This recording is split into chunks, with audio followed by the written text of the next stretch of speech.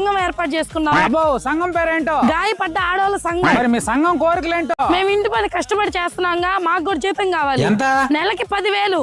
ఇంకా మీరు సంపాదించే డబ్బు మొత్తం మా చేతిలోనే పెట్టాలి. మీకేమైనా అవసరం అయితే కారణం చెప్పి 5వ 10వ తీసుకెళ్ళాలి. ఇంకో విషయం ఏంటంటే ఇంటి పని ఒక రోజు మేము చేస్తే ఇంకో రోజు మీరు చేయాలి. ఇంకో ముఖ్యమైన విషయం ఏంటంటే మీ అమ్మో నాయనో అక్కో చెల్లు అంటూ ఎవరికైనా రూపాయి ఇచ్చామంటే మా సంఘం వాళ్ళని పిలిచి బొక్కలో వేసి కుమ్మిచ్చేస్తా.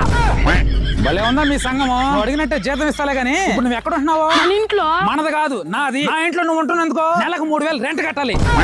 ఇంకోటి 3 పూట్ల అన్నం మెక్కుతున్నావు. రోజుకు 200 వేసుకుని నెలకు 6,000, 3,000, 6,000, 9,000.